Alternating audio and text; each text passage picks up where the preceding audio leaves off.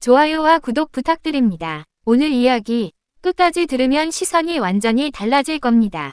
이정우, 한국에서 이미 천재 타자라 불리던 그는 메이저리그에 건너가 첫 시즌부터 너무 큰 기대를 짊어졌습니다. 그리고 누구보다 치열하게 자신을 증명하려 했죠. 하지만 그의 첫 해는 기대와 불안, 가능성과 숙제가 동시에 존재했던 시간들이었습니다. 특히 중견수 수비 문제는 시즌 내내 그를 따라다녔고 이제는 팀 전체의 방향성까지 흔들고 있습니다. 오늘은 바로 그 이야기입니다. 왜 메이저리그 최고의 재능 중 하나가 수비 논란의 중심에 서게 되었는지, 그리고 그가 어떻게 이 문제를 정면 돌파하려 하는지 차근차근 풀어보겠습니다. 이정우는 올 시즌 메이저리그에서 처음으로 풀타임 중견수 자리를 맡았습니다. 익숙한 포지션이긴 했지만 한국과 미국의 중견수 역할은 완전히 다른 무게감을 갖고 있습니다. 메이저리그의 외야는 그야말로 정글과도 같습니다. 더 넓고, 더 빠르고, 더 변칙적인 타구가 쏟아지며 그 모든 것을 단 한 번의 판단으로 해결해야 하죠. 그는 공격에서도 부침이 있었지만 가능성을 확실히 보여주었습니다. 하지만 수비 지표만큼은 냉정했습니다. 메이저리그 최하위권, 숫자는 잔인하게 현실을 드러내죠. 그리고 이 수치들은 곧바로 언론과 전문가들의 비판으로 이어졌습니다. 미국 현지에서도 논란은 이미 시즌 중반부터 고개를 들기 시작했습니다. 어느 순간부터 이정우의 공격이 좋아져도 사람들은 하지만 수비는? 이라는 질문을 함께 던졌습니다. 특히 디애슬레틱의 분석은 꽤 날카로웠습니다. 그들은 이정우는 타격으로 만든 가치를 중견수 수비에서 모두 상쇄하고 있다고 말했습니다. 그리고 이어진 한 문장, 팀은 이정우를 좌익수로 돌릴 수 있도록 새로운 중견수를 영입하거나 육성하는 것이 이상적. 말 그대로 직격탄이었습니다. 이정우를 향한 의심이 아니라 이정우를 둘러싼 구조 자체를 바꿔야 한다는 메시지였죠. 그러던 중 시즌이 끝나자 샌프란시스코 내부에서도 비슷한 목소리가 흘러나오기 시작했습니다. 단장 회의에서 버스터 포즈 야구 운영 사장은 외야 수비 전반의 문제를 직접 언급했습니다. 의심의 여지가 없다. 우리 외야는 더 발전해야 한다. 이는 단순한 코멘트가 아니었습니다. 구단 최고 의사 결정자가 외야 수비는 팀의 개선 우선순위라며 직접 이정우와 대화하겠다고 밝힌 것입니다. 이는 곧 이정우의 위치가 단순한 선수 한 명이 문제가 아니라 팀 전략 전체와 연결돼 있다는 뜻이기도 했습니다. 물론 이정우도 이 상황을 모르지 않습니다. 오히려 그는 가장 먼저 자신을 향한 비판을 받아들였고 훈련으로 극복하겠다고 말했습니다. 한국에서 열린 1구상 시상식에서 그는 솔직하게 털어놓았습니다. 한국은 날씨가 추워 야외 기술 훈련에 제약이 있다. 하지만 실내에서 할 수 있는 건 다 하고 있다. 그리고 이어진 말, 1월에 애리조나 가서 더 열심히 훈련할 생각이다. 이 말에는 단순한 각오 이상의 절박함이 담겨 있었습니다.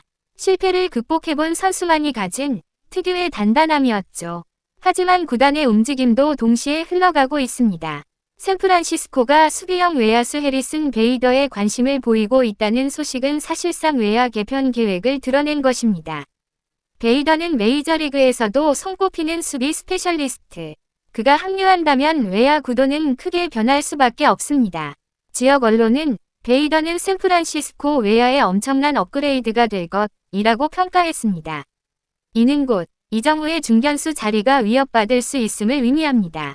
단순한 경쟁이 아니라 팀의 구조적 변화가 일어날 수도 있는 순간이죠. 그렇다면 이정우는 정말 수비가 부족한 선수일까요? 아니죠. 한국에서도 그는 뛰어난 야구 지능과 안정된 수비로 높은 평가를 받았습니다. 그러나 메이저리그의 환경은 모든 것을 다시 0부터 시작하게 합니다. 타구 속도, 타구 각도, 페이크 동작, 구장 크기, 그리고 외야의 그날 바람까지. 한국에서는 10년 동안 서며 익숙해진 감각들이 미국에서는 하루아침에 완전히 낯선 땅으로 바뀌어버립니다.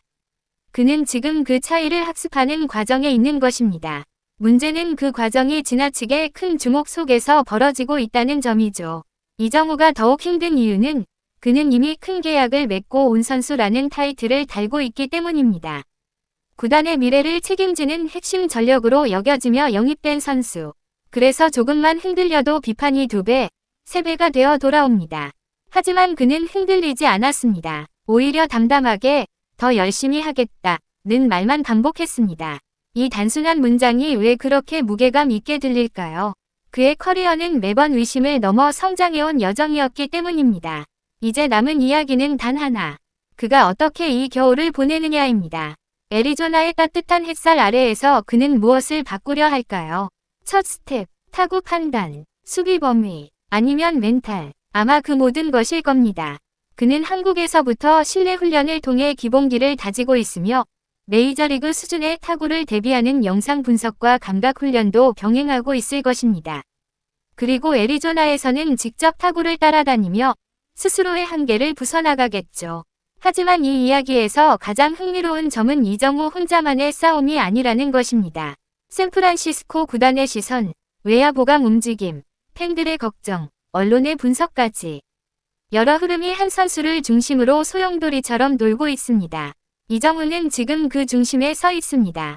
그리고 바로 이 순간이 그의 커리어에서 중요한 전환점이 될 겁니다. 수비 약점이라는 꼬리표를 떼고 다시 올라설 것인가? 아니면 새로운 포지션으로 방향을 바꿀 것인가? 어쩌면 둘 다 할 수도 있습니다. 그는 이미 그런 선수니까요. 지금 이정우에게 필요한 건 완벽함이 아니라 성장입니다. 그리고 그는 이미 그 길을 걷기 시작했습니다. 훈련을 통한 보완, 자존심을 내려놓은 현실인식, 그리고 자신을 향한 믿음까지.